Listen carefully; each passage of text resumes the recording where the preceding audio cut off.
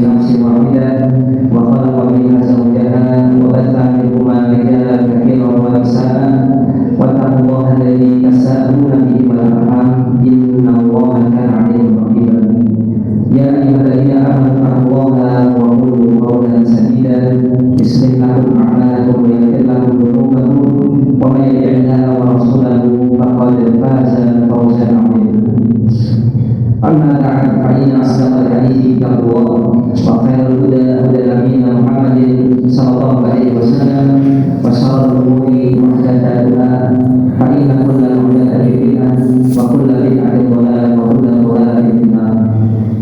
Kaum muslimin dan masyarakat Tuhan rahimani wa rahimakumullah.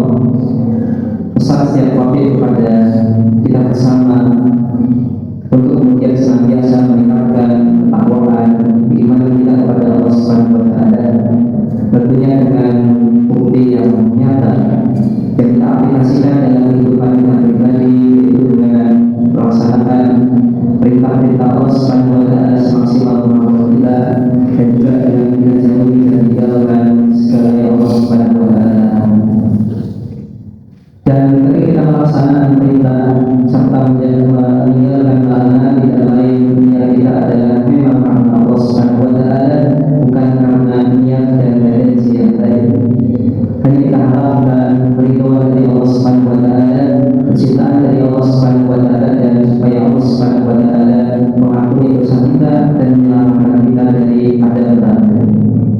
Salawat dan salam semoga tercurah kepada Nabi kita Muhammad sallallahu alaihi wasallam dan para sahabat beliau, dan juga kepada para keluarga beliau, dan juga kepada orang-orang yang kemudian mengikuti beliau dengan baik. Kaum muslimin yang dirahmati Allah Subhanahu wa taala, di antara doa yang diajarkan oleh Nabi sallallahu alaihi wasallam untuk kita baca setelah membaca tasawuf akhir sebelum salam dalam setiap sholat adalah doa yang berbunyi Allahumma a'inni ala dzikrika wa syukrika wa husni ibadatik.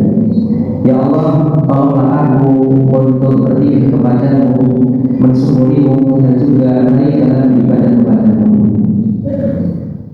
Kaum muslimin yang dirahmati Allah Subhanahu wa taala, maka doa sebagaimana yang dikatakan oleh Nabi sallallahu alaihi wasallam, doa wal ibadah. Doa itu adalah ibadah itu sendiri. Maka tidak boleh seseorang berdoa kepada selain Allah Subhanahu wa taala siapapun dia.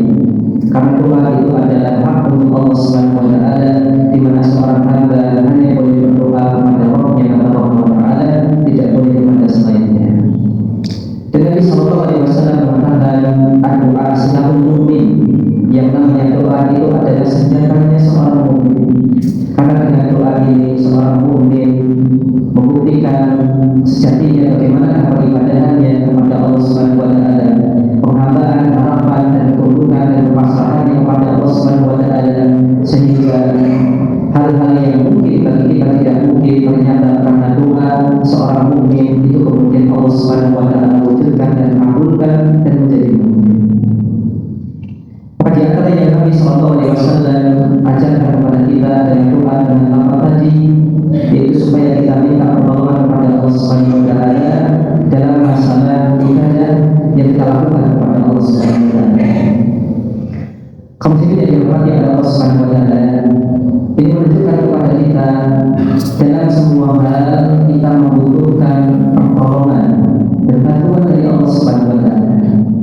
Tidak ada satupun yang kita lakukan dalam aktivitas kita kecuali itu adalah atas kekuatan, izin dan kehendak yang Allah Subhanahu wa taala wujudkan.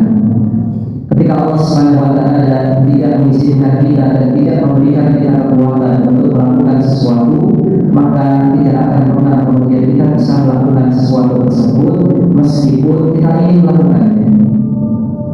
Sampai-sampai dalam masalah ibadah, maka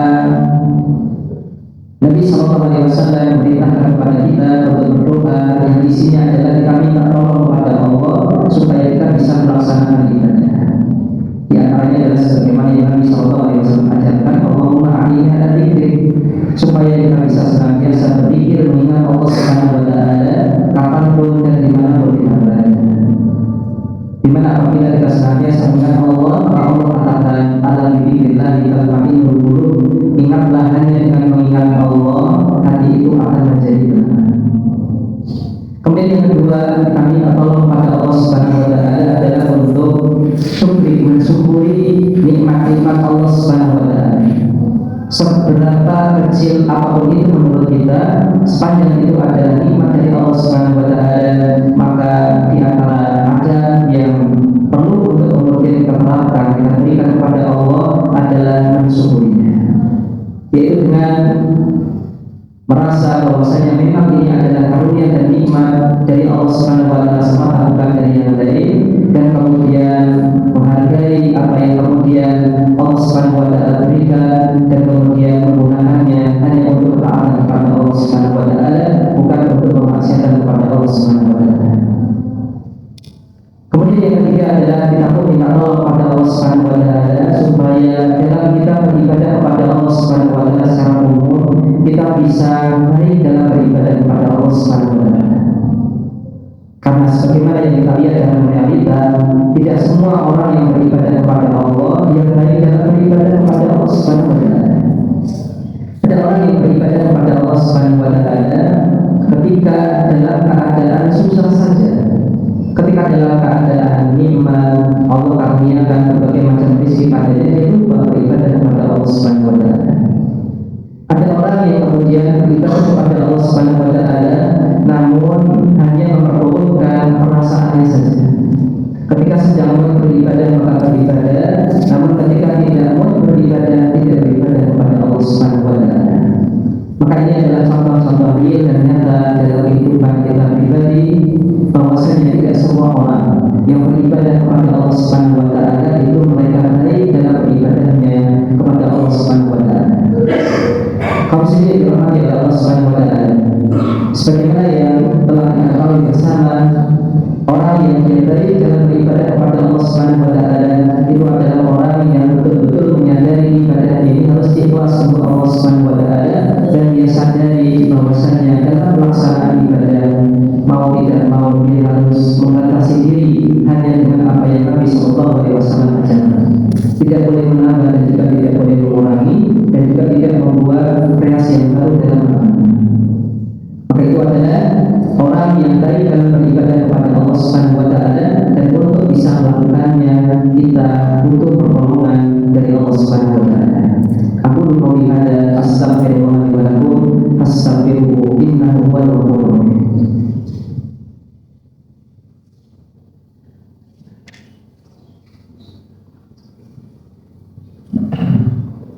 Alhamdulillah, wassalatu wassalamu ala Rasulillah wa ala alihi wa sahbihi wa man tabi'ahu bi ihsanin ila yaumil amma ba'd.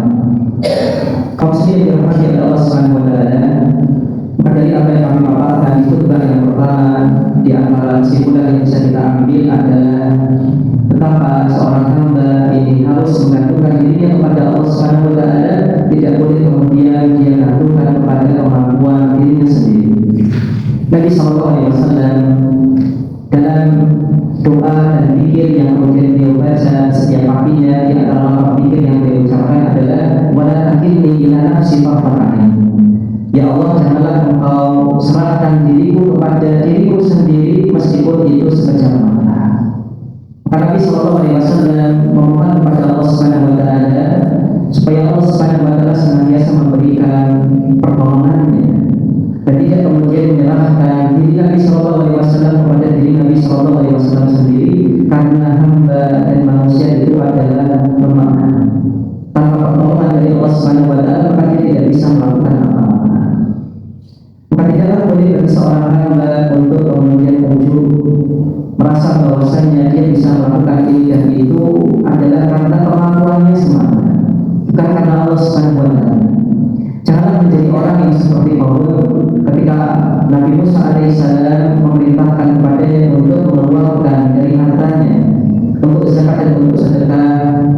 Dia mengatakan inna utiruhu ala ilmin indi, tidak lain aku mendapatkan apa yang aku dapatkan ini, harta yang banyak ini tidak lain adalah hanya gara-gara ilmu yang aku miliki, bukan karena yang lain.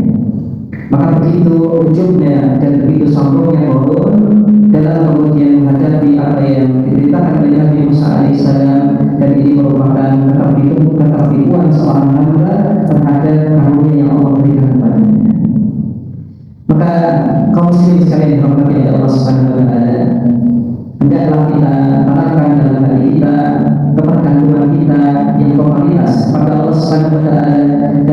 setiap urusan kita, namun kebergantungan kita kepada Allah Subhanahu wa taala, tawakal kita kepada Allah Subhanahu wa taala itu adalah dengan tawakal yang benar, yaitu dengan kita pasrahkan kepada Allah Subhanahu wa taala. Namun tentunya setelah kita melakukan usaha-usaha untuk kemudian mewujudkan apa yang kita inginkan. Tausiah yang dirahmati Allah Subhanahu wa taala, kiranya demikian yang bisa kami sampaikan di khutbah Jumat kali ini. Semoga Allah Subhanahu wa taala memberikan kita senantiasa pertolongannya dalam setiap urusan kita, sehingga urusan kita baik dunia ataupun akhirat kita dapatkan sebagaimana apa yang kita cita-citakan, yaitu mendapatkan dunia yang baik, terlebih khusus akhirat yang baik, dan tentunya dengan kita merealisasikan beribadah dan tauhid kepada Allah Subhanahu wa taala dan menjauhi segala bentuk kesyirikan dan kemaksiatan kepada Allah Subhanahu wa taala dan meninggalkannya.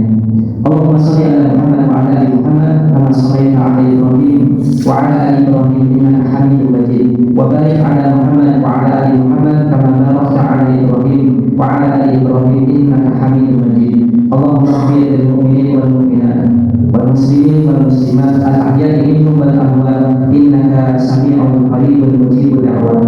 Rabbana zalamna anfusana wa illam taghfir lana wa tarhamna lanakunanna minal khasirin. Rabbana la tuzigh qulubana ba'da idh hadaytana wa hab lana min ladunka rahmah innaka antal wahhab. Allahumma a'inna 'ala dzikrik wa syukrik wa husni ibadatik. La ilaha illa anta